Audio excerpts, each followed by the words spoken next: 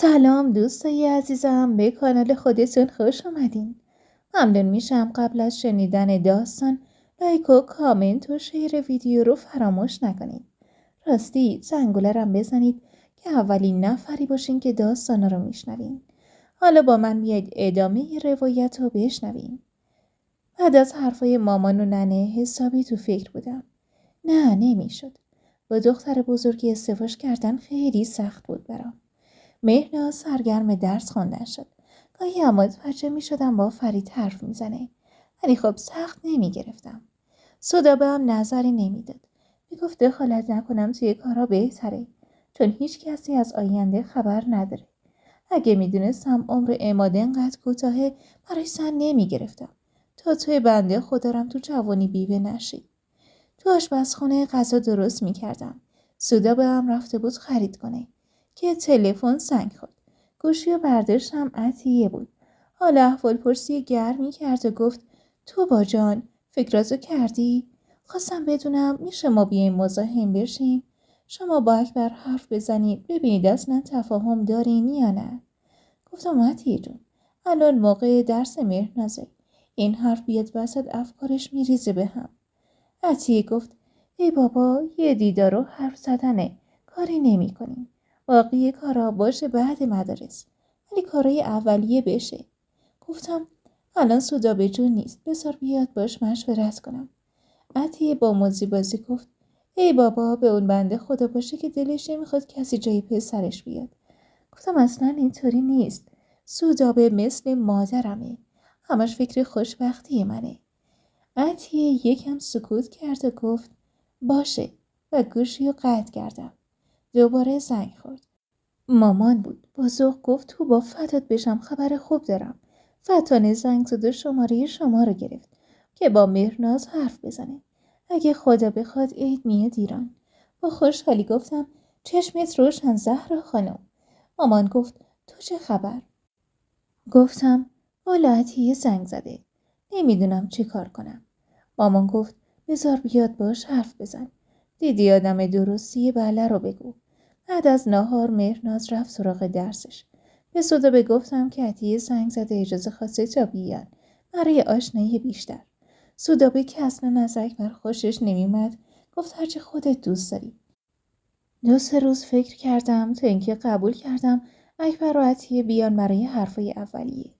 اکبر با کنجکاوی منو نگاه کرد. گفت شما هر سوالی داری بپرس. من فعلا چیزی به ذهنم نمیرسه. گفتم خب اولین سوالی که ذهنمو درگیر کرده ازدواج نکردن شما. دوم این که چرا من بیوه با یه دختر بزرگ؟ اکبر گفت اینکه ازدواج نکردم یه اتفاقی افتاد که باعث شد با خانواده‌ام لج کنم که همین موضوع چند سال طول کشید. جواب بعدی اینه که شما هنوز جوونی و خواست خدا بوده شوهرت فوت کنه. برای من خیلی مهم نیست بیوه بودن. رو کردم به عطیه و گفتم خب شاید برای خانواده مهم باشه.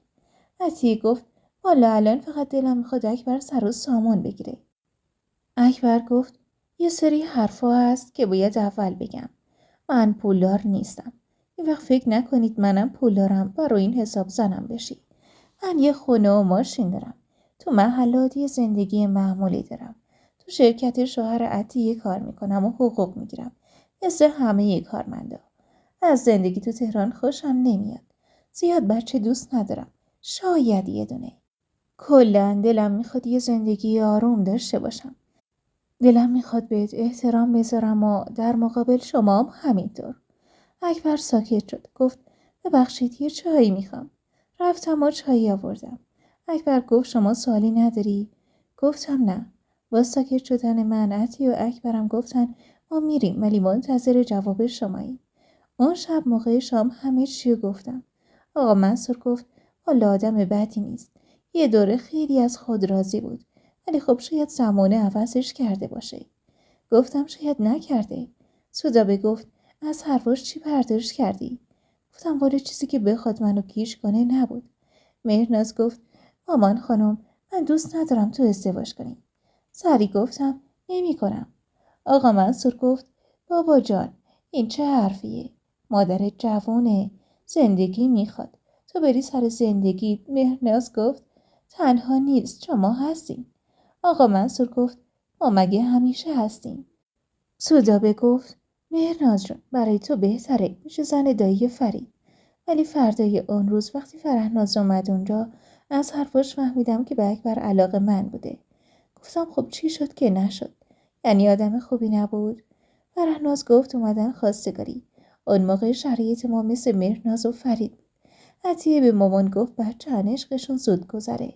بعد چند هفته هم بلافاصله همه چی به هم خورد. منم کلاً فراموشش کردم. گفتم فرهناز شاید هنوز تو رو دوست داره که ازدواج نکرده. یا به خاطر همین منو قبول کرده. فرهناز پوزخند زد و گفت نه بابا خودش منو نخواست. بهم گفت زود ازدواج کنم.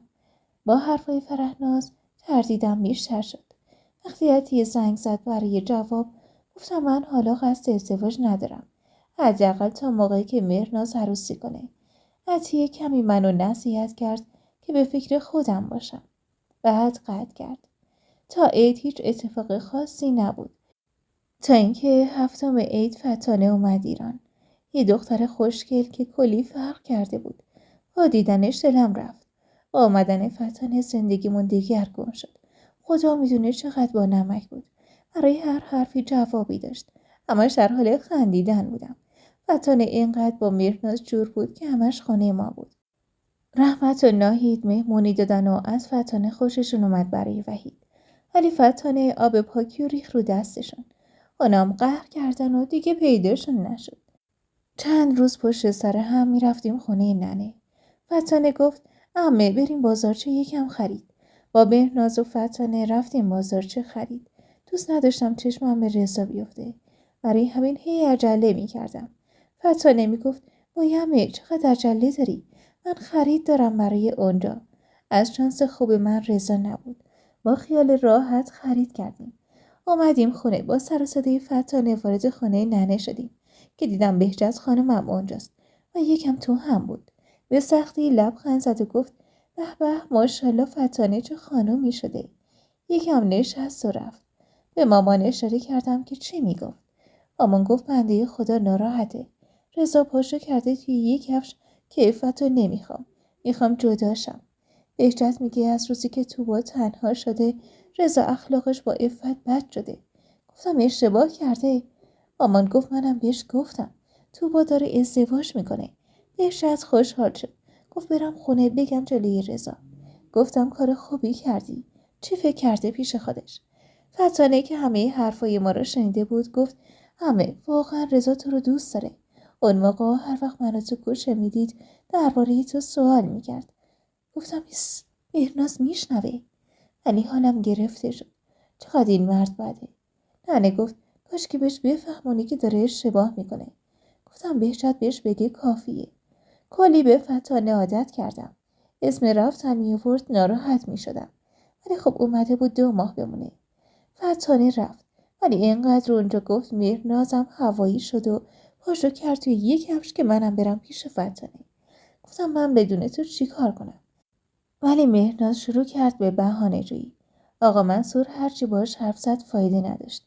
برای همه شروع کرد دنبال کارای رفتن مهرناز. براش ویزای تحصیلی گرفت. غم بزرگی اومد سراغم. مهرناز چقدر راحت تصمیم به رفتن گرفت. با خودم گفتم کاش که قبول میکردم با فرید ازدواج کنه.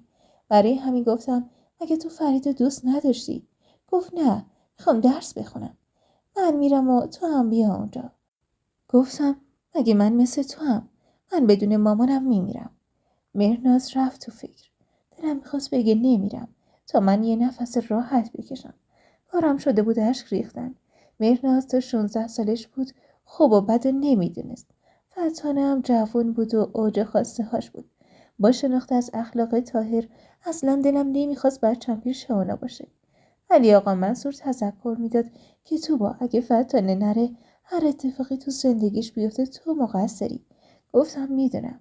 ولی برای من مادر خیلی سخته. کاش که فتانه نمیومد. سودابه باه گفت تو با خدا رو شکر داره میره جای خوب. خیلی چیزا دست ما نیست. از پیش تعیین شده. میدونستم حرف درست رو میگن. گوشی و برداشتم و زنگ زدم به طاهر. تا مخابرات وصل کنه 100 تا حرف رو ردیف کردم بگم. طاهر گوشی و برداشت. احوالپرسی گرمی کرد که ازش بعید بود. گفتم طاهر، تو رو نمیدونم به چی قسم بدم. جون مامان که عاطفه‌ای بهش نداشتی. پس فکر کنم فتانه برات الان عزیزترینه. جون فتانه، شرایط زندگی اونجا رو بگو. مهناز بیا تمام هستی منه، جونمه. با گریه گفتم و حداقل خیالم راحت باشه. طاهر گفت ای بابا، فکر کردی اینجا چه خبره؟ حالا جز آرامش چیزی نیست. چندین ساله من تو این کشورم.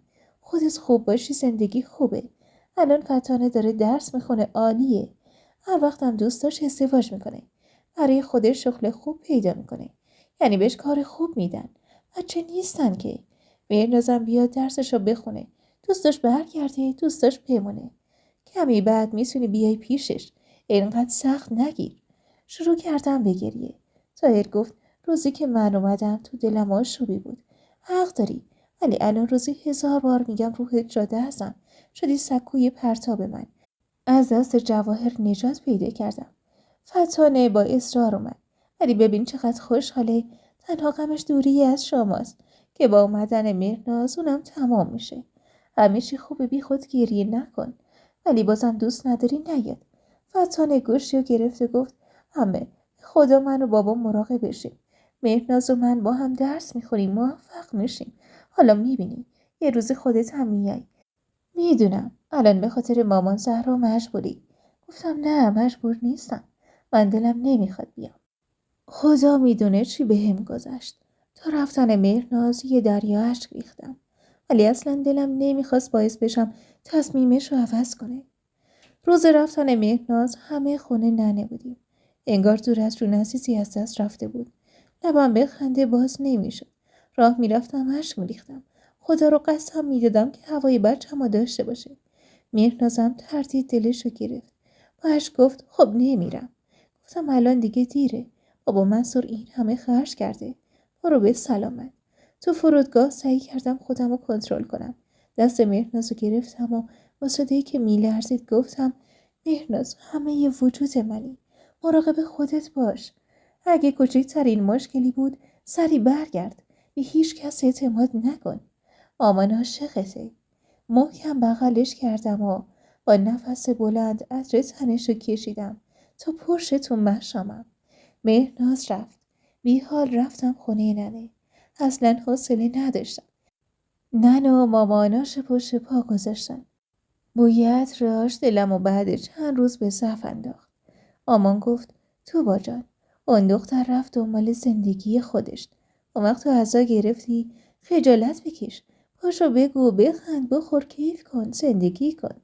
مثل من بدبخت خودتو فدا نکن. با حرفای مامانی یکم آروم شدم. عصری تلفن زنگ زد و پریدم و گوشی رو برداشتم. مهرناز بود، شاد و سر حال. گفت مامان همه چی خوبه، خیالت راحت. بعد از حرف زدن با مهرناز کمی دلم آرام گرفت. خوشحال شدم مهرناز خوبه که دوباره تلفن زنگ خورد. مامان برداشت و قطع کرد. چند بار این اتفاق افتاد. این دفعه من گوشی رو برداشتم که یه دفعه رضا گفت تو با جون دخترت قطع نکن. ساکت گوشی رو نگه داشتم. گفت به خدا دوست دارم. خدا لعنت کنه کسی که باعث جدایی ما شد. ولی الان نمیتونم بی تو باشم. میمیرم. با عصبانیت گفتم مرد ناحسابی، چه مرگته؟ زنه به اون خوبی داری. چقدر آدم بیچشم و روی هستی. ببین رضا دیگه اسم منو نیار. من دارم ازدواج میکنم، عقد کردم. منتظر بودم تا مهرناز بره تا برم سر زندگی. اگه مزاحم بشی میام در خونتون رو به مامانت میگم. رضا گفت تو رو خدا راست میگی؟ گفتم آره به خدا. و گوشی رو قطع کردم.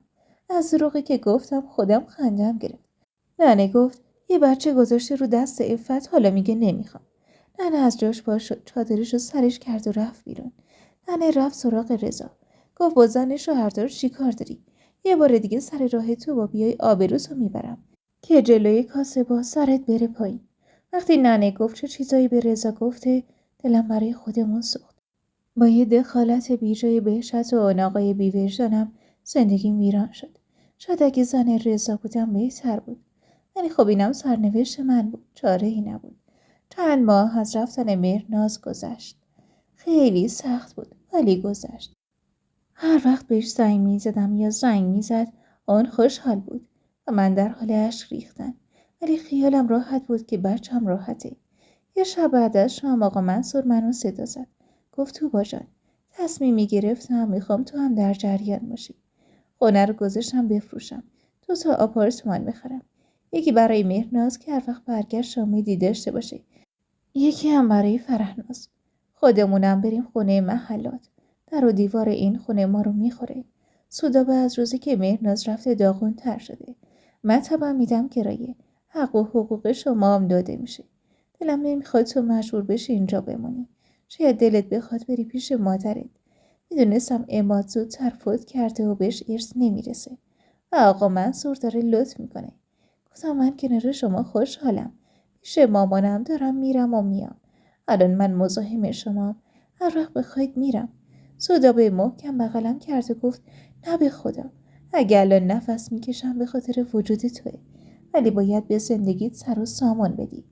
عطیه وقتی فهمید مهرناز رفته بیشتر داره پافشاری میکنه که زن اکبر بشی. سودابه گفت به خاطر خودته.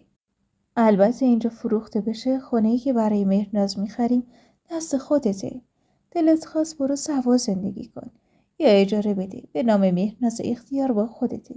سودابه آقا منصور چند روزی رفتن محلات دنبال کارای خودشون. منم رفتم خونه ننه.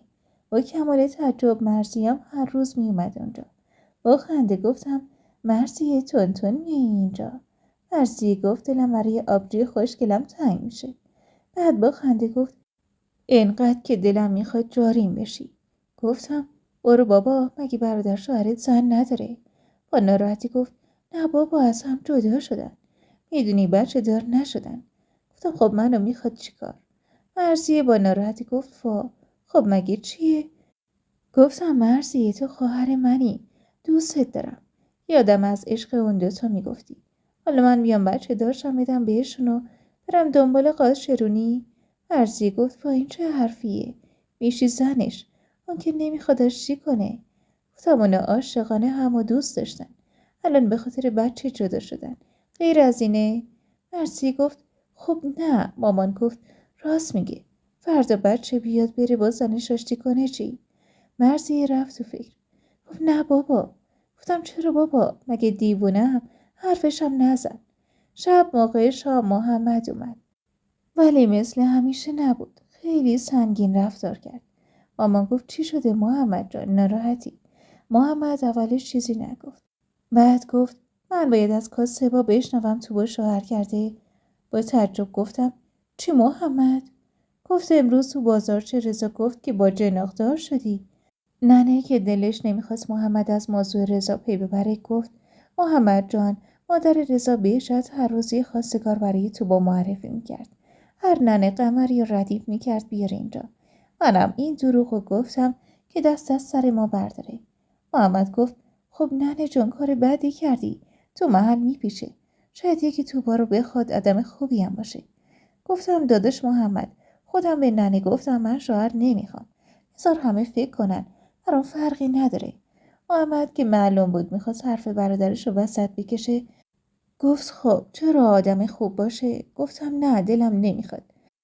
نگام افتاد به مرزیه که داشت با سر به محمد اشاره میکرد. آهی بلند کشیدم. گفتم نمیدونم چه صیغه‌ایه، تا یه زن میوه میشه همه دست به دست هم میدن تا شوهرش بدن. ول کنید بابا، فکر کنید عماد زنده است. ننه گفت قربونت برم، زن جوان که نباید تنها بمونه، ولی با آدم درست و بی درد سر. اون شب محمد چیزی نگفت. رفتن، ولی فرداش مرزیه زنگ زد. گفت واقعا جوابت اما نشد؟ گفتم آره خواهر من، به جای اینکه برای برادر شوهرت زن پیدا کنی برو آشتیشون بده. بی‌حوصله و دل گرفته بودم. از خودم و روزگار گله داشتم. مامان و ننه تمام حواسشون به من بود. خدای دلم پر بود از عشقشون. برام کم نمیذاشتن. ولی رضا دوباره شروع کرد زنگ زدن. محمد بهش گفته بود که دروغه. گوشی رو برداشتم و تا رضا حرف زد گفتم ببین کاری نکن پامو تو این محل نذارم به خاطر تو، یا برم به زنت بگم. با خنده گفت برو بگو من از خدامه. گفتم از بس که بدی. گوشی رو گذاشتم. به ننه گفتم برم خونه خودم بهتره، شما بیاین بریم. ننه گفت اشتباه کرده، شماره مغازش رو بگیر و بده من، کاریت نباشه. بنده گفت آقا رضا، اگه مردی یا انسانیت حالیته، دست از سر توبا بردار. نذار به خاطر هیچ و پوچ زندگیت به هم بریزه. قدر زن و زندگی تو بدون. توبا تو رو نمیخواد. نمیدونم رضا چی گفت که نه عصبانی شده. گفت اگه دنیا زیر رو بشه، من تا زندم نمیذارم توبا زن تو بشه. فقط به خاطر عفت بدبخت. رنگ ننه پرید. گوشیو گرفتم. رضا گفت من تو رو میخوام. دهنمو باز کردم. گفتم تو اشتباه کردی. روز اول که جلوی مادرتو نگرفتی، سودی رفتی زن گرفتی. الانم ازت بدم میاد، چون باعث بدبختی من تویی که اراده نداشتی. گوشیو گذاشتم. وسایلامو برداشتم و گفتم میرم خونه خودم. مامان گفت خب تنهایی؟ گفتم شما هم بیایید. رفتیم خونم. بعد از 2 روز آقا منصور اومد. چند وقت گذشت. خانه فروخته شد و یه آپارتمان خوب و شیک برای مهرناز گرفتن. مقداری هم پول قابل توجهی به من دادن. یه آپارتمانم برای فرهناز. خودشونم راهی محلات شدن. چند روزی طول کشید تا خونه جدید جابجا بشم. خونه دلبازی بود.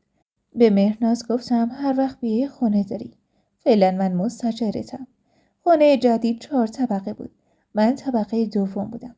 طبقه اول زن و مرد مسنی بودن به نام آقای افضلی که بچه‌هاشون ازدواج کرده بودن. ولی خب همیشه یکیشون اونجا بود. کلاً خانواده خوبی بودن. طبقه سوم زن و شوهر و 2 تا بچه.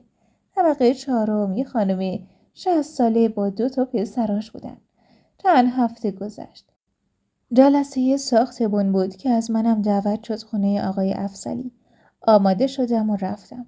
یه دسته گلم بابت اینکه اولین بار بود براشون گرفتم. تو جلسه گفتم که من زن تنهام. برای شارژ و مسائل ساختمون طبقه 4 که زری خانم بود گفت عزیزم، منم از جوانی شوهرم از دست دادم. 2 تا پسرامو بزرگ کردم. و تنهایی سختی خودشو داره. آقای افضلی که خیلی آدم درستی بود گفت تو با خانم، تو عین دخترمی. حواسمون بهت هست. فکر تنهایی نباش. با زرین دوست شو، بیا پایین. هر کاری داشتیم ما هستیم. الان فکر میکنم 3 تا دختر داریم.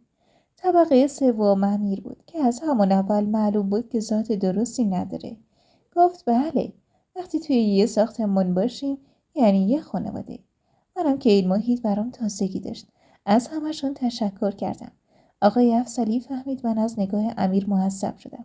گفت امیر آقا هم زن داره و 2 تا بچه. خانمش معلمه. خودش هم مغازه داره. کلاً آدم بدی تو ساختمون نداریم. بعد از جلسه همه رفتن. زرین برام چایی آورد. گفت تو باجای، ببخشید ازت میپرسم، چرا ازدواج نکردی؟ گفتم به خاطر دخترم. دلم نمیخواد سایه ناپدری بالای سرش باشه. بعد از رفتن دخترم هم دیگه دل و دماغ ندارم.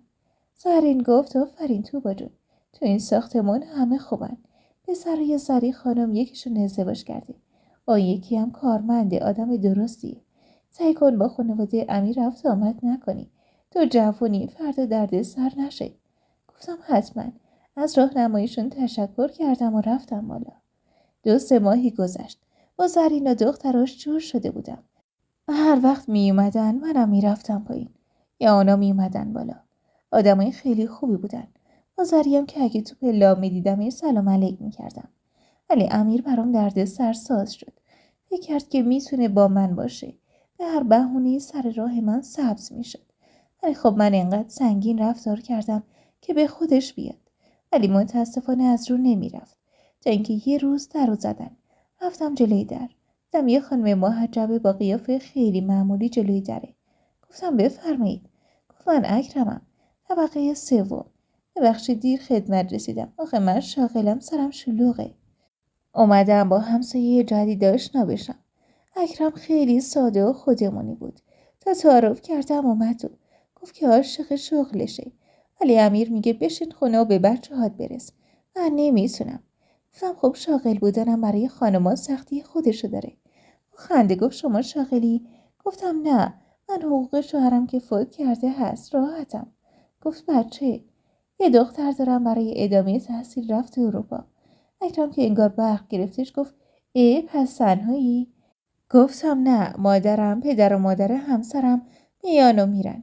اکرم کمی به در و دیوار خونه نگاه کرد و گفت ماشاءالله با سلیقه‌ای. فهمیدم بنده خدا ته دلش به خاطر بیوه بودن من خالی شد.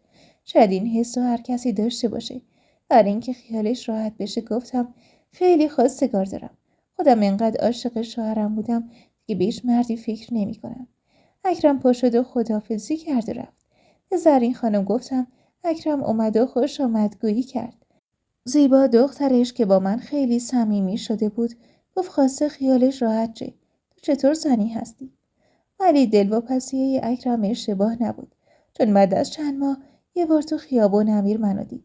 خودم زدم به ندیدنش، ولی اومد جلو و سلام علیکی گرمی کرد. گفت تو با خانم هر کاری داشتی بگو، من یکی در بس نوکرتم. سرم پایین بود. گفتم ممنون، من کاری ندارم که نتونم خودم از پسش بر بیام. امیر گفت به به، خیلی از زنایی مثل تو خوشم میاد. گفتم با اجازه من کار دارم، باید برم. به اجبار گفت کجا؟ من میرسونمت. گفتم آقا من جای دوری نمیرم. انداختم تو پیاده رو، رفتم یه سمت دیگه. تو دلم بهش حرف میزدم تا باعث شد راهم دور بشه. رفتم خونه ننه. ننه یکم بی حال بود. قلبم اومد تو دهنم. گفتم ننه قربونت چته؟ ولی اصلا حوصله نداشت. گفت تو با حالم خوب نیست. ننه اگه من رفتم مادرتو تنها نذار. زدم زیر گریه. گفتم درد تو سرم، این چه حرفیه؟ اگه تو نباشی من دق میکنم. مامانم راه میرفت و اشک میریخت. به سختی ننه رو بردیم بیمارستان. از شانس نزدیک خونه خودم بود. ننه رو بستری کردن. یه شب مامان، یه شب من پیشش بودیم. زرین خانم و زیبا اومدن ملاقاتی ننه. یه شب که نوبت من بود آماده شدم برم پیش ننه. تو کوچه جلوی در امیر منو دید. گفت کجایی وقت شب؟ با تعجب گفتم به شما ربط داره؟ چون بهش بی‌محلی کرده بودم دنبال بهونه بود. گفت آره، زن و بچه منم تو این ساختمونن. نمیشه هر کسی هر کاری دلش خواست بکنه. بهش گفتم مراقب حرف دهنت باش. زرین که پنجره باز بود حرف منو شنید. گفت چیه تو باجون؟ گفتم والا نمیدونم حرف حساب این آقا چیه. امیر یکم خودش رو جمع جور کرد. گفت زرین خانم بعد میگم زن تک و تنها. زرین گفت مگه چی شده؟ گفتم کاسه داغ‌تر از آش شده. دیگه کجایی وقتشم؟ زرین گفت امیر آقا، اولا مادر بزرگش بیمارستانه، شبا میره پیشش. دوما نزدیک یه سال شد تو با اینجاست، شکر خدا مثل گل پاکه. حالا چون تنهاست که نباید مزاحمش شد. امیر که هم خجالت کشیده بود هم از زنش میترسید گفت اشتباه برداشت کرده. به زرین گفتم من رفتم تا بیمارستان، فقط اشک ریختم. بیوه باشی کافیه توی این زمینه. چه خوشگل، چه زشت، چه پولدار، چه بی پول. بعضی از مردا دنبال چیزای کوتاه مدتن. رسیدم بیمارستان. حال ننه خیلی خوب نبود. غم من بیشتر شد. ننه همه امیدم بود. چند روزی ننه بیمارستان بود. خانواده آقا تقی همش می اومدن ملاقات. ننه بی حال به پسر بزرگ آقا تقی گفت خونه رو میخوام بفروشم، یه خونه به نام زهرا بگیرم. دیگه امیدی به خودم ندارم. مامان که مثل ابر بهاری اشک میریخت گفت ننه بی تو هیچی نمیخوام. ننه از بیمارستان اومد. منم دیگه خونه خودم نرفتم و موندم پیش مامان و ننه. و اون خونه فروخته شد و یه خونه کوچیک به نام مامان خریده شد. الباقی پولش رو ننه گفت زهرا تو که حقوق نداری، بده کسی باش کار کنه و ماهانه چیزی داشته باشی. دلم برای آینده‌ات شور میزنه. یه ماهی طول کشید تا اسباب کشی کنیم خونه جدید، ولی عمر ننه قد نداد و یه روز صبح بعد از نماز حالش بد شد و به نیم ساعت نکشید که انگار 100 سال بود جون نداشت.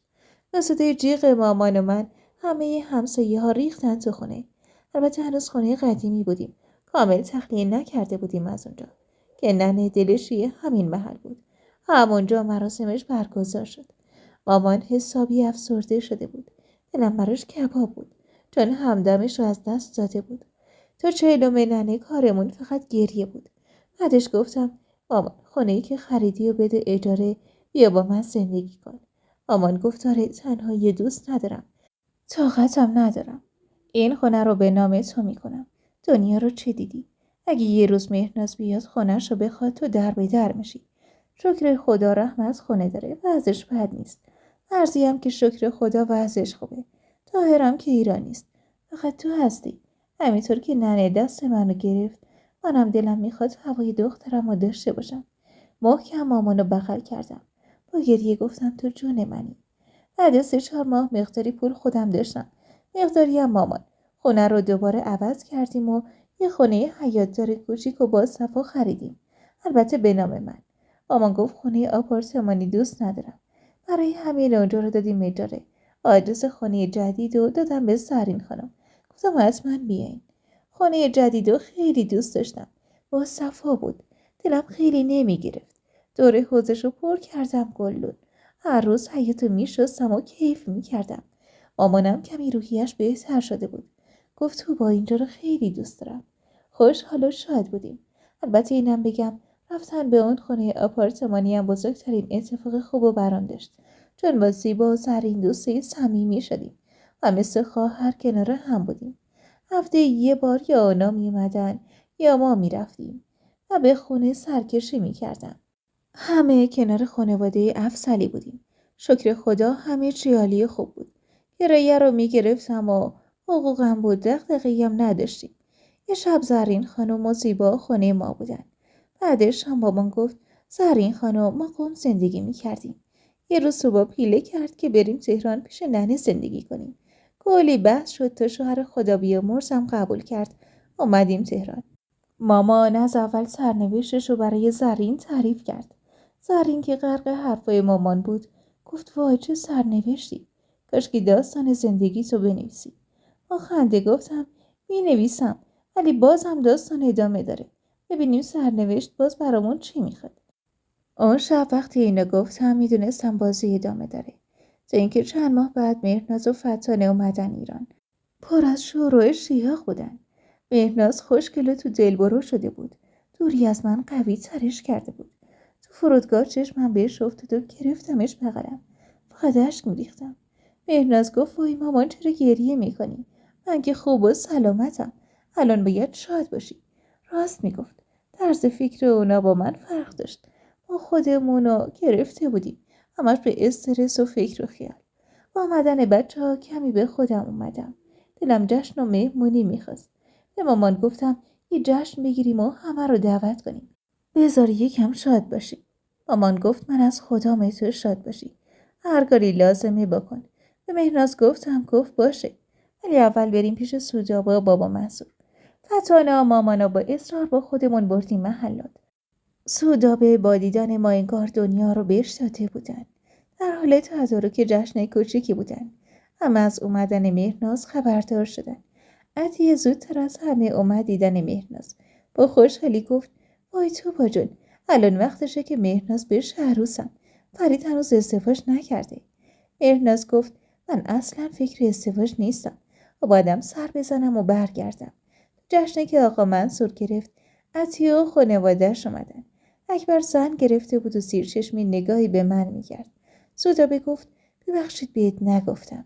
گفتم خوب کردی، برای من مهم نبود بدونم. از اینکه اکبر زن گرفته بود خیلی هم خوشحال شدم. نمیدونم چرا دلم برای کسی نمی‌لرزید. دیگه عشق نمی‌اومد سراغم. ولی در کمال تعجب فتانه از فرید خوشش اومد و با یه آشنایی خیلی کوتاه با هم نامزد کردن. از کار قسمت انگشت به دهن مانده بودم. هر کسی سهمی داره. فتانه هم سهمش فرید بود. فتانه از طاهر خواست که بیاد. جشن عقد و عروسی خوبی گرفته شد. فرید و فتانه و طاهر رفتن. حس کردم مهرناز کمی تو هم رفته. گفتم مهرناز جون چرا ناراحتی؟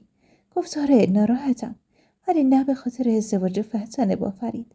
خاطر اینکه یه دفعه فتانه تغییر کرد. اصلا به من نگفت که برگردم. از من اونجا هم رفتارش فرق میکنه. از خدا خواسته گفتم دیگه نرو، بمون، چقدر خوب میشه. مهرناز گفت مامان تو رو خدا اینو ازم نخوا، چون باید دلتو بشکنم. گفتم خب تو که دیگه نمیتونی با اونا توی یه خونه باشی. مهناز گفت من خودم حقوق دارم، آنجا ماشین دارم. اگه تو ناراحت نشی خونم رو میفروشم و آنجا برای خودم خونه میگیرم. دلم نمیخواست مهناز رو مجبور به کاری کنم. گفتم یعنی قصد نداری ایران برگردی؟ گفت نه. مهناز 2 ماهی موند ایران، کار فروش خونه را انجام داد. آقا منصورم پا به پاش کمکش کرد تا مهناز دوباره برگشت. این دفعه مثل قبل نبود. کمتر اشک ریختم. مهناز من رو به نبودش عادت داد. یاد داد هر کسی برای خودش باید زندگی کنه. این وسط همش گفتم روحت شاد ننه، با انتخاب درستی که کردی. اگه زن آقا تقی نبودی، به حرف بابای من گوش میکردی، الان وضع چی بود؟ روحت شاد ننه. زدم زیر گریه انقدر که سبک شدم. چند روز بعد از رفتن مهناز داشتم تو حیاط گلدونا رو آب میدادم که صدای جیغ و داد بلند شد. هراسون با مامان رفتیم تو کوچه. در حیاط رو زدم به هم و دویدم به طرف صدا. چند نفری جمع شده بودن. مامان که با یکی از خانم‌ها آشنا شده بود گفت مولود خانم چی شده؟ مولود خانم که با گوشه چادرش اشکشو پاک میکرد گفت مادر آقا صادق فوت کرده. ما که خب نمیشناختیم. مامان گفت آخی خدا بیامرزدش. مولود خانم گفت آره والا زن خوب و مؤمنی بود. 2 پسر شهید شدن. خودش هم رفت. بعد شروع کرد به گریه. یه دفعه زدم تو صورتم. گفتم وای مامان در حیاط بسته شد کلید نداریم. مامان گفت وای غذا رو گازه چیکار کنم؟ رفتم سمت خونه. گفتم برم بالای دیوار. مامان گفت نه خدای نکرده میافتی. در حال حرف زدن بودیم که مولود خانم گفت آقا بهنام در حیاط این بنده خداها بسته شده. کلید ندارن. میشه حسین رو بفرستی براشون باز کنه؟ آقایی که حدود 47 سال داشت گفت که حسین نیست خودم باز میکنم. بهنام پاشو گذاشت رو گلای آهنی در و رفت بالا. از تو کوچه 2 پله میخورد تا به در حیاط برسی. برای همین حیاط گودتر بود. بهنام رفت رو دیوار تا اونجا که میشد خودشو آویزون کرد پایین. بعد خودشو پرت کرد. صدای وای وای اومد. مامان زد رو دستشو گفت وای بنده خدا پاش چیزی شد. بهنام لنگ و لنگون در رو باز کرد و معلوم بود پاش درد گرفته. مامان گفت وای آقا ببخشید خدا مرگم بده پاتون درد گرفت. بهنام سرش آورد بالا. چه چشمای گیرایی داشت. گفت عیب نداره. بعد سرشو انداخت پایین و رفت. نمیدونم چرا قلبم لرزید. مثل اولین بار که رضا رو دیدم. مامان رو کرد به مولود خانم گفت وای بنده خدا کی بود باش درد گرفت. مولود خانم گفت آقا بهنام بنده خدا 3 سال پیش سنش مریض شد و مرد. 2 پسر داره. خونه‌شون روبروی ماست. وقتی فهمیدم بهنام مجرده کنجکاو شدم ازش بیشتر بدونم. گفتم آخه بنده خدا با 2 بچه چی کار میکنه؟ مولود گفت بچه نیستن. احسان 18 سالشه تازه رفته سربازی. حسین هم 14-15 سالشه که پدر همه رو در آورده. از بس شیطونه. بعد صداش آورد پایین. خیلی هم پرروه. بنده خدا زینب خانم مادر آقا بهنام پدرش در اومده بالای اینا.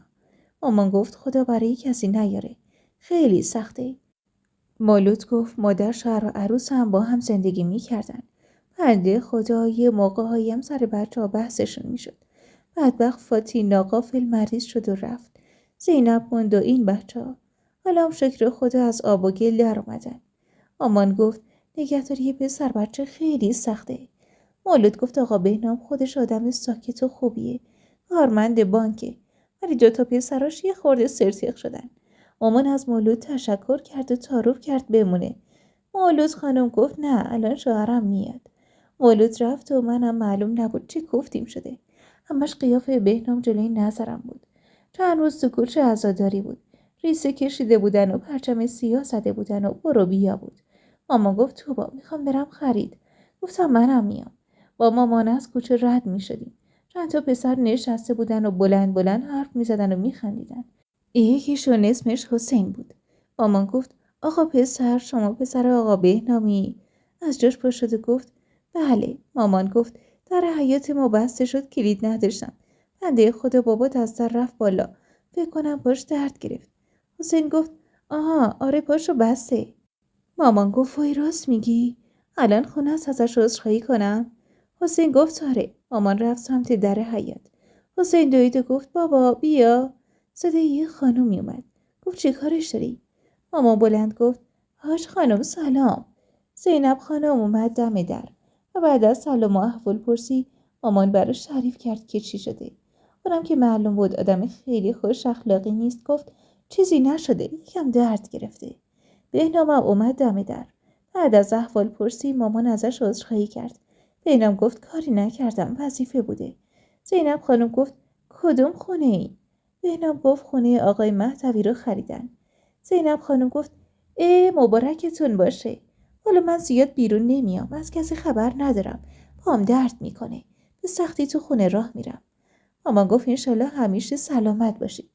بهنام خداحافظی کرد و رفت. و مامان گفت هاش خانم مزاحمتون نباشم. زینب خانم گفت خوشحال شدم از آشناییتون. بعد گفت عروسته؟ مامان گفت نه دخترمه.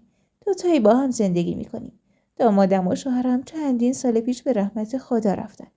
زینب خانم گفت آخه روحشون شاد. منم عروس جوونم مرد. دوتا نوه پسری موند رو دستم.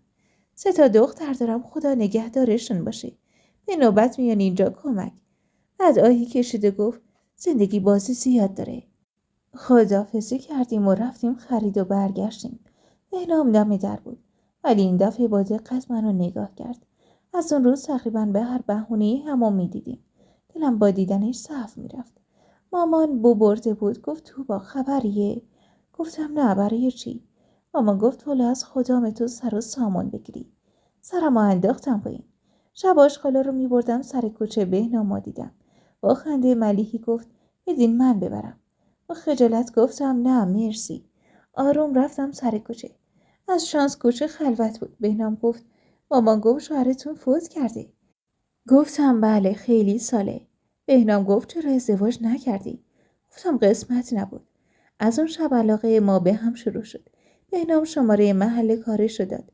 منم شماره خونه رو دادم. هر روز با هم حرف می زدیم. همه چی زندگیمو براش گفته بودم. اونم از زندگیش برام گفت که زود زن گرفت و هیچ خیری ندیده. الانم حسین با کاراش آزارش میده. چند وقت گذشت تا بهنام ازم خواست زنش بشم. مامان در جریان همه کارا بود. بهش گفتم بهنام میخواد بیاد خواستگاری. مامان گفت تو با دقت کن. فردا با پسرش به درد سر نیفتی. یه کارمند ساده است، چیزی نداره. فردا زنش بشی حقوق عماد و قطع میکنن. ببین ارزششو داره. مامان راست میگفت. عشق داشت چشممو کور میکرد. انقدر بهنامو دوست داشتم هیچی فکر نکرده بودم. تا اینکه زینب خانم با دختر بزرگش نفیسه اومدن خواستگاری. گفت تو با جان ما از خدامون بهنام سر و سامان بگیره. ولی فکر نکنی بهنام بچه‌هاشو ول میکنه. باید بشی مادرشون. هرچند هنوز چیزی نشده. حسین کلی بازی در آورده. مامان گفت خب اگه حسین آقا بخواد اذیت کنه چی؟ نفیسه گفت نه بابا چیز مهمی نیست. خب باید درک کرد. زن دیگه ای میخواد جای مادرش بیاد. انشالله تو با محبت همه چی رو درست میکنه. حداقل تو چهره شما دارم مهربونی رو میبینم. اون روز کلی حرف شد. آخر سر قرار شد من به بهنام زمان عقد و خبر بدم. ته دلم داشت شور میزد. زیبا و سرین اومدن خونه ما تا کمک فکری کنن. زیبا گفت ببین تو با خودت میدونی چقدر دوست دارم و خوشبختی تو آرزومه. ولی خب فکر کن حالا که آقا بهنام با چشم ابروی قشنگ شلتو برده اقلا عقلت سر جاش باشه. عقد نکن، سیغه کن. یه مدت بگذره ببین واقعا همینی که نشون میده. بعد عقد کن. اگه حقوق عماد قطع بشه بعد خدای نکرده زندگیت هم نشه هیچ چیزی نداری. خلاصه اون شب انقدر مامان گفت و زیبا گفت و سرین گفت تا راضی شدم به موقت. ولی هنوز به بهنام حرفی نزده بودم. واسودا با آقا منصورم مشورت کردم. همینو گفتن. آقا منصور گفت پدر 2 پسره. چه بخوای چه نخوای نمیتونه تماما مال تو باشه. پس امتحانش رو بذار پس بده. حرف حساب بود. به بهنام گفتم که من جوابم بله است. ولی شرط دارم. بهنام گفت بفرما. گفتم مدت 1 سال موقت باشیم. بعد اگه همه چی خوب بود عقد کنیم. بهنام گفت این از کجا در اومد؟ گفتم فکر کن حرف من درسته. تو 2 پسر داری. شاید با من نساختن. تو که نمیتونی به خاطر من با اونا بحث کنی. پس مجبوری منو ول کنی. بهنام ناراحت گفت اونا با تو کاری ندارن، مطمئن باش. بعد گفت نه فقط عقد. اصلا از کلمه موقت خوشم نمیاد. گفتم بهنام جون ما محرم هم میشیم. حالا عقد یا موقت فرق نداره. بهنام قبول نمیکرد. گفت حتما فکر دیگه ای داری. گفتم نه چیزی نیست. بهنام چشمای خوشگل و گیراش رو ریز کرد و گفت نکنه میخوای حقوقت قطع نشه. گفتم وای این چه حرفیه؟ 1-2 هفته بحث کردیم تا بالاخره راضی شد. روز عقد شد و آقا اومد خونه. خطبه عقد موقت رو خوند و گفت اگه بچم بیاد کاملا حلاله. فقط حواستون باشه 2 روز مونده به تاریخ تمدید کنید.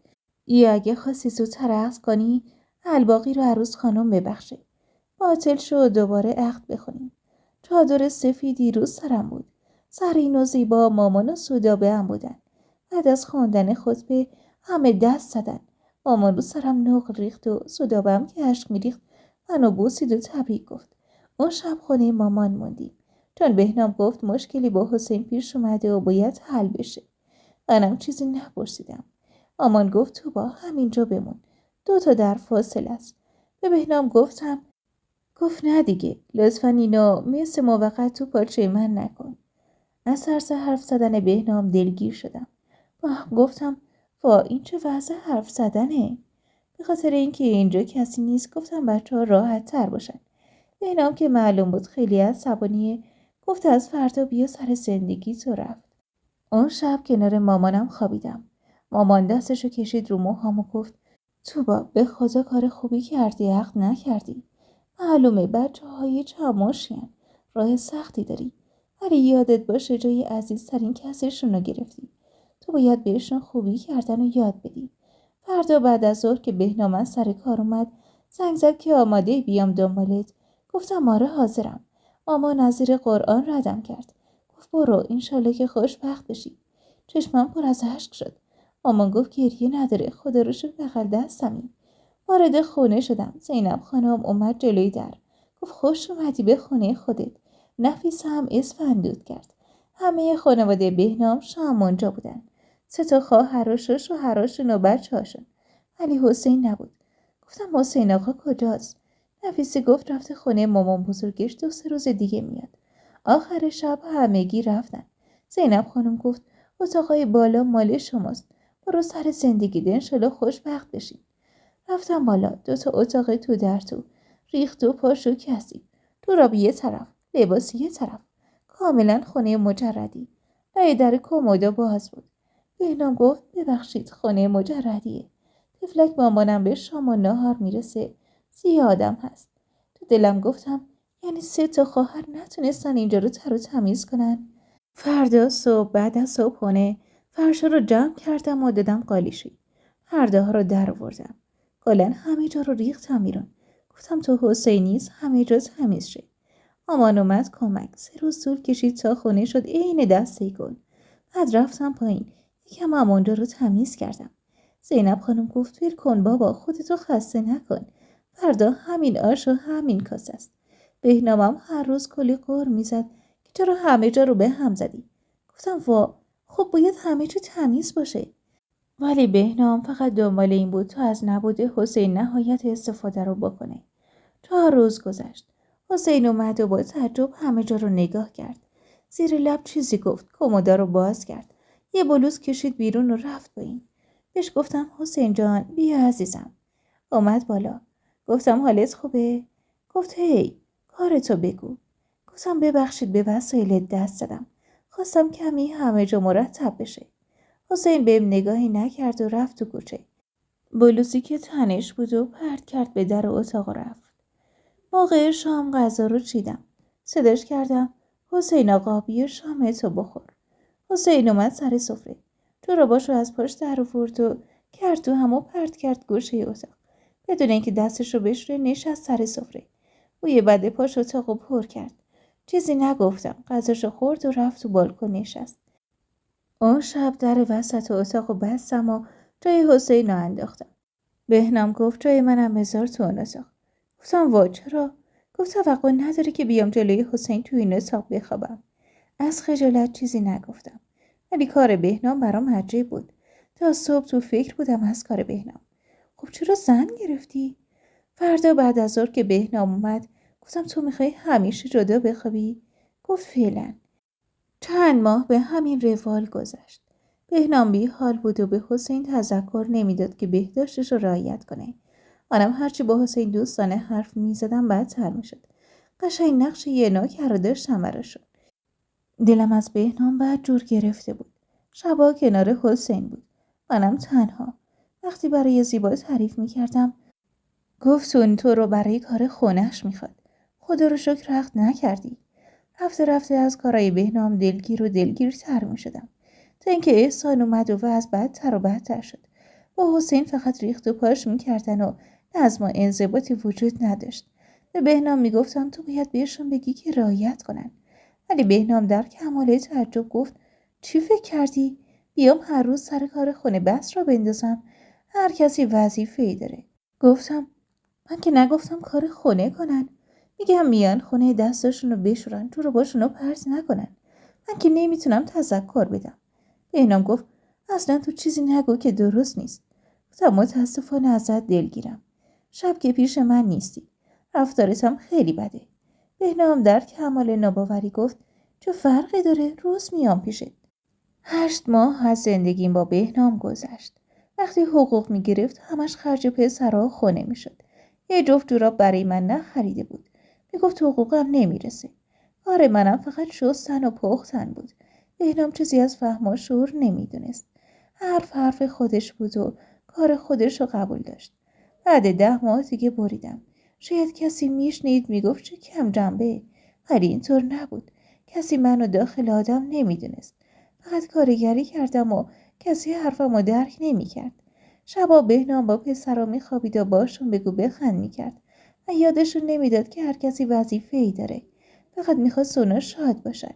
از دست بهنام عصبی بودم. منتظر شدم تا غروب. وقتی اومد با اخم گفتم بهنام جان تو منو به چشم زن زندگیت نگاه نکردی. یه بار به پسرا تذکر ندادی. میدونی من صبح تا شب دارم کار میکنم. یه تشکر از من نمیشه. جایگاهی ندارم. این از وضع زندگی، این از وضع خرج کردنت. به اونا پول تو جیبی میدی، من هیچی. یه جفت جوراب ناقابل نخریدی به من بدی. خسته شدم از دستت. بهنام ساکت گوش میکرد. گفتم الانم من میرم، تو به من نیاز نداری. بهنام گفت تو دنبال اینی من مرتب با بچه ها بحث کنم. پوفی کردم و گفتم نه بابا تو یه چیزیت میشه. حرفای منو چطوری برداشت کردی؟ برای خودم متاسفم که تو رو انتخاب کردم. بهنام با عصبانیت گفت خیلی پررو شدی. هرچی دلت میخواد میگی. میخواستی انتخاب نکنی. نامه فدایت شوم نفرستادم برات. غرورم له شد. پا شدم و چند دست لباسم و برداشتم و انداختم رو دستم. از اتاق زدم بیرون. از پله ها اومدم پایین.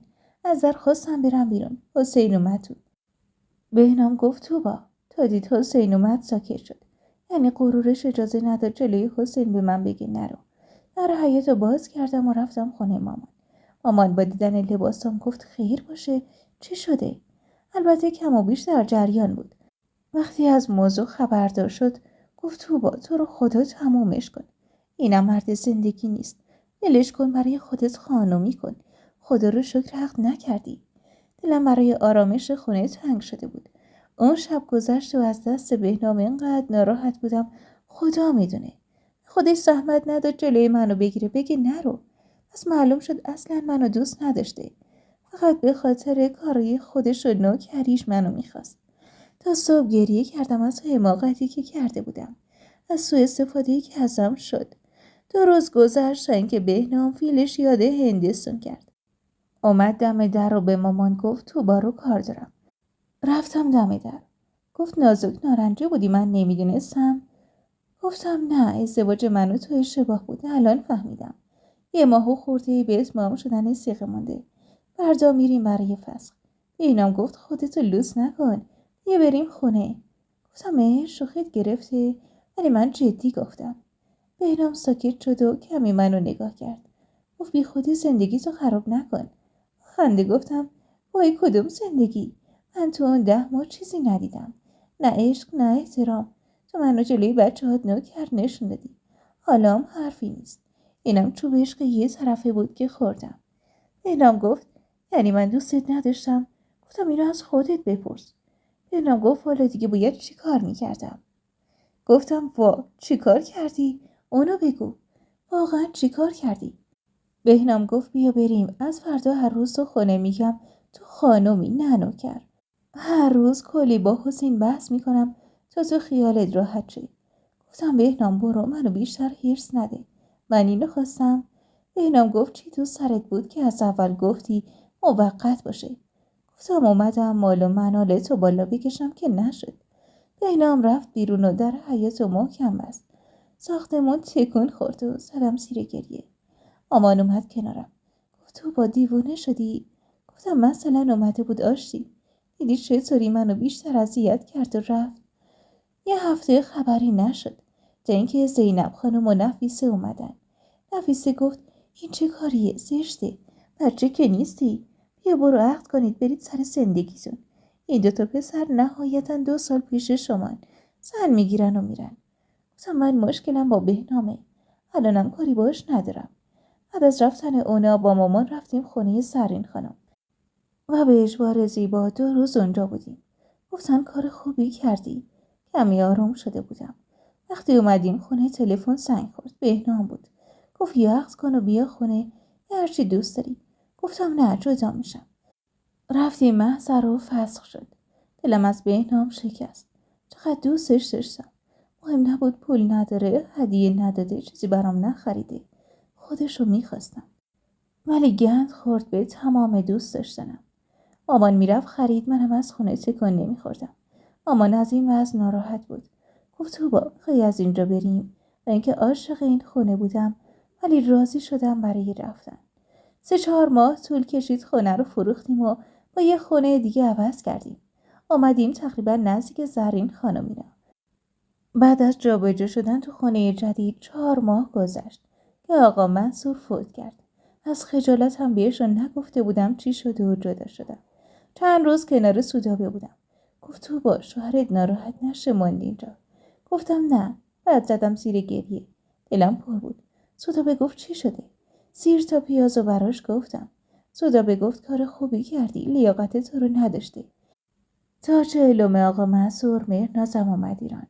دلم برای مهرناز تنگ بود. فقط قربون صدقش میرفتم. مهرناز که رفتار و اخلاقش خیلی فرق کرده بود. گفت مامان شاید بیام ایران بمونم. با خوشحالی گفتم راست میگی؟ بغلش کردم و گفتم از خدامه. چی شد این تصمیمو گرفتی؟ مهرناز گفت دارم فکر میکنم تنها بودن سخته. بعد تا سرش گرم زندگی شده. بعد چه داره؟ با من خیلی مثل قبل نیست. دایی طاهرم که زن گرفته و رفته یه شهر دیگه. مهرناز بعد 4 ماه گفت مامان من برم کارامو انجام بدم و برگردم. گفتم نمیشه نری. مهرناز گفت نه مامان جان. باید برم تکلیف زندگیمو معلوم کنم. مهرناز رفت و من به امید برگشتنش روز شماری میکردم که مهرناز زنگ زد و گفت مامان فعلا برگشتنم منتفی شد. انگار دنیا رو سرم خراب شد. ولی چاره‌ای نبود. باید دوباره زندگی میکردم.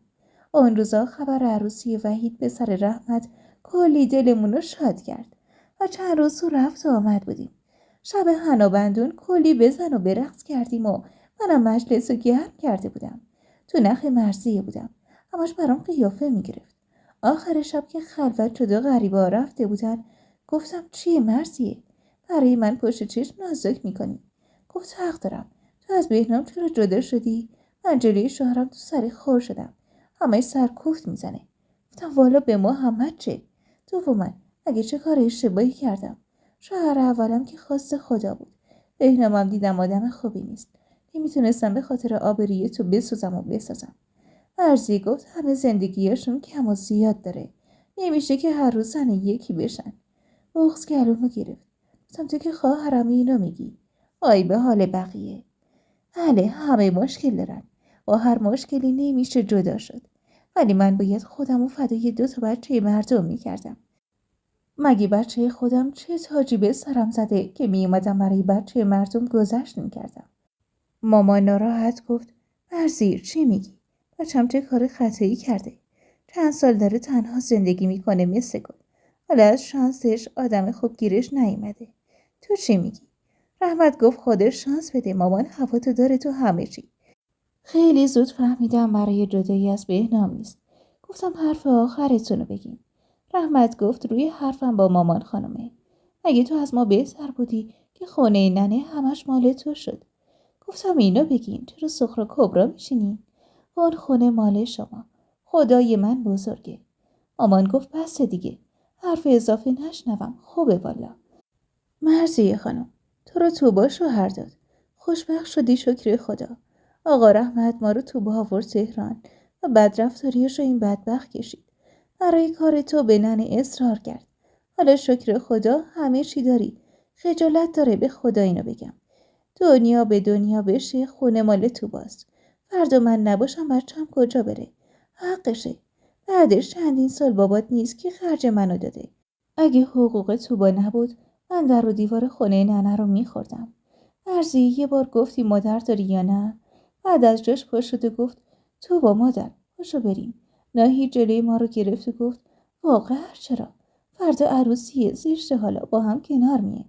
مامان گفت من با کسی سازش ندارم. یک کلام خونه مال تو باست. با اصرار ناهید برای عروسی موندیم. ولی دیگه لطفی نداشت. یک کادوی حسابی هم دادیم. موقع برگشتن مامان گفت بهتون بگم که اگه دوست داشتین رفت آمد داشته باشین بدون حرف قدمتون سر چشم. ولی اگه تکرار بشه این حرفای چرت و پرت اصلا نمیخوام هیچ کس رو ببینم. رحمت گفت خیلی خوب بابا، حالا قهر نکن. میخوای وحید و پاگوشو نکنی تنبل خانم؟ مامان گفت فدای وحید بشم. قدمش رو چشم مامان بزرگش. پنجشنبه هفته دیگه همتون شام اونجایین. به مرزی هم گفتم شما هم بیایید. یه هفته گذشت و مهمونی خوبی گرفتیم. مرزی اینا هم بودن. ولی چشم خودش و شوهرش به خونه بود. محمد که نتونست جلوی خودش رو بگیره گفت مادر زنجان اینجا به اسم کیه؟ مامان با کمال خونسردی گفت مبارک صاحبش باشه. تو با خانم. محمد گفت به نامش کردی؟ مامان رفت تو اون اتاق و بعد چند دقیقه با سند خونه اومد. گفت ببینید اینجا به نام توبا شده. همه پکر شدن. از اون شب به بعد مرزی سالی یه بار برای عید دیدنی می اومد. رحمتم خیلی کم. یه موقع هایی یه سری می زد. گفتم مامان تو رو خدا به خاطر من ارتباط تو با بچه‌هات خراب نکن. مامان گفت توبا هیچی نگو. اینا یه مش بیچشم روان. مال دنیا به کی وفا کرده که اینا دارن خودشون اینجوری میکنن. اندازه خودشون دارن. اگه نداشتن حرفشون حق بود. بعد این خونه مال باباشون نبوده که من بهشون ندم. ننه تو وصیتش به من گفت زهرا حواست تا آخر به تو باشه. مامان گفت تو رو خدا دیگه حرف خونه رو نزن. مامانو بغل کردم و گفتم اگه تو نبودی چی میشد؟ مهناز زنگ زد و گفت مامان دارم ازدواج میکنم. انقدر خوشحال شدم. گفت دارم کاراتون رو انجام میدم با مامان بزرگ بیای برای عروسی. قند تو دلم آب شد. وای چقدر خوب. به مامان گفتم. گفت وای چطوری بریم؟ راه به این دوری. و با خنده گفتم وای زهرا جون سوار هواپیما میشیم. آنجا مهناز میاد دنبالمون. تازه طاهر و فتانه رو میبینیم. مامان گفت از خدامه. ولی اول بریم قم. یه زیارت بعدم خونه زنمو. آخه مامان یه زنمو داشت. براش فال قرآن میگرفت. خیلی قبولش داشت. راهی قم شدیم و بعد از زیارت یکم خرت و پرت گرفتیم و رفتیم خونه زنموی مامانم. آخه وضع مالی خوبی نداشت. بعد از حال و احوال مامانم گفت داریم میریم سفر. اونم قرآن رو باز کرد و گفت زهرا فرصت رو از دست نده. حتما برو خیلی خوبه. 2-3 ساعتی اونجا بودیم. زنموی مامان گفت از جواهر بگم براتون. تا الان 3 شوهر کرده و جدا شده. الانم دور حرم ویلون شده. بیچاره به گدایی افتاده. ننه و باباش مردن و هیچ کس آدم حسابش نمیکنه. اشک مامان اومد پایین. گفت آخر بدزاد بودن اینه. ولی بگو کجاست و کمکش کنم. اون روز به خواسته مامان تهران نیومدیم. رفتیم دور حرم تا جواهر رو پیدا کنیم. مامان گفت اول به خاطر خدا بعد به خاطر فتانه. نزدیک 1 ساعت دنبال جواهر گشتیم تا در حال جوراب فروختن پیداش کردیم. جواهر تا ما رو دید زد زیر گریه که به خدا اشتباه کردم و به خاطر پول چشمم کور شده بود. گفتم خدا جای حقه. بچه نوزاده تو ول کردی و رفتی، اینم آخرش. مامان گفت ولش کن این حرفا رو. ما چی کاریم؟ خدا قاضیه. همه ما گناه کاریم. بعد گفت جواهر خونت کجاست؟ جواهر گفت تو رو خدا بچم کجاست؟ مامان گفت او همچین میگه بچم. اون واسه خودش خانومی شده، ایران نیست. سوئیس زندگی میکنه. شوهر کرده، بچه داره، خوشبخته. جواهر گفت دلم میخواد فتانه رو ببینم. گفتم نمیشه مگه تو خواب بتونی. راه دوره، خارج اینجا نیست که. ولی به نظرم جواهر هنوزم آدم نشده بود. مامان گفت اگه خونه نداری برات خونه اجاره کنم. گفت نه دارم ولی کرایه‌شو ندادم. داره بیرونم میکنه. مامان رفت و با صاحب خونه حرف زد.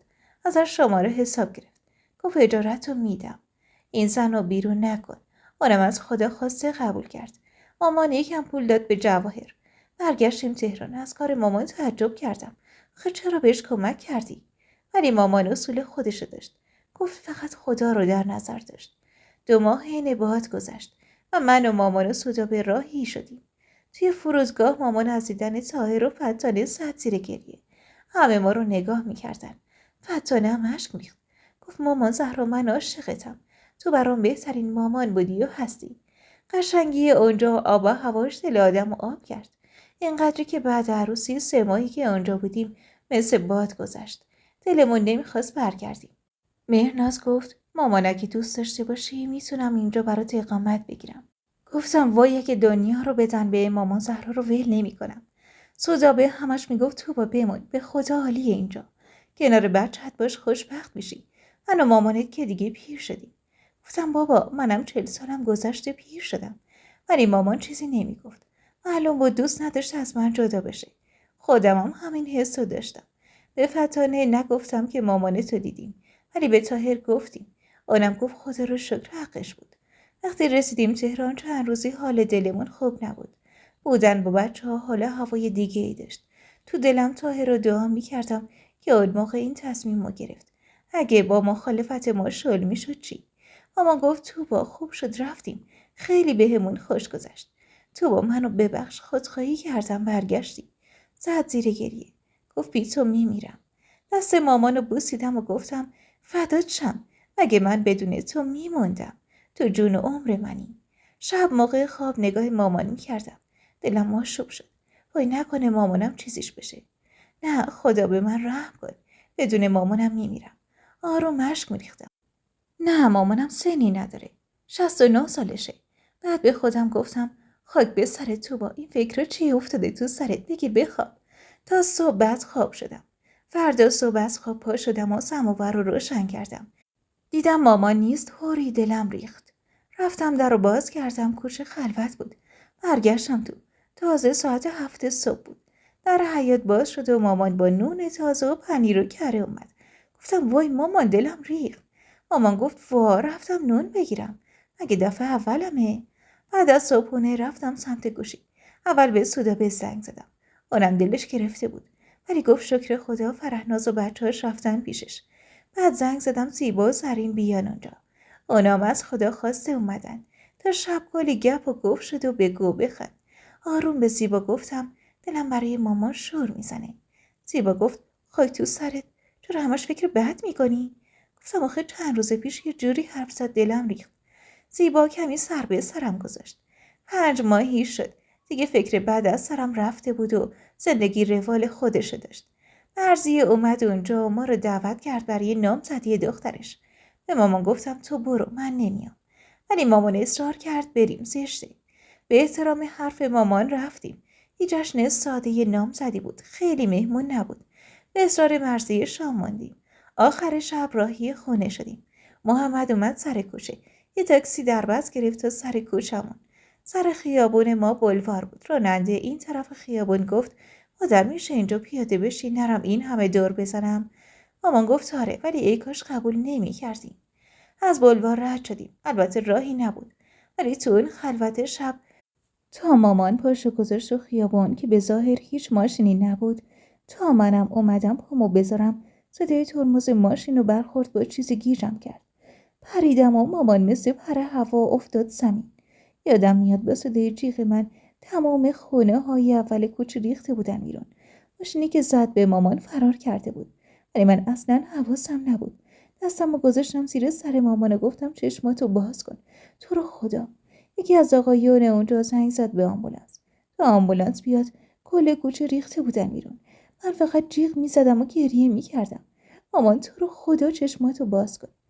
آمبولانس اومده بود ولی فایده ای نداشت. دکتری که توی آمبولانس بود وقتی حال منو دید گفت خانوما یکی این بنده خدا رو ببره کنار. ولی من محکم مامانم رو گرفته بودم. به سختی منو کشیدن کنار. ولی از حال رفتم. چشمم باز شد و زیر سرم بودم. زیبا بالای سرم بود داشت گریه میکرد. گفتم مامانم کو؟ زیبا دستم رو گرفت و گفت تو با جان و زد زیر گریه. گفتم مامانم. نمیتونم اصلا حال و روز اون روزا رو تعریف کنم. ولی فقط یادم یه گوشه خیره میشدم. نه حرفی نه اشکی.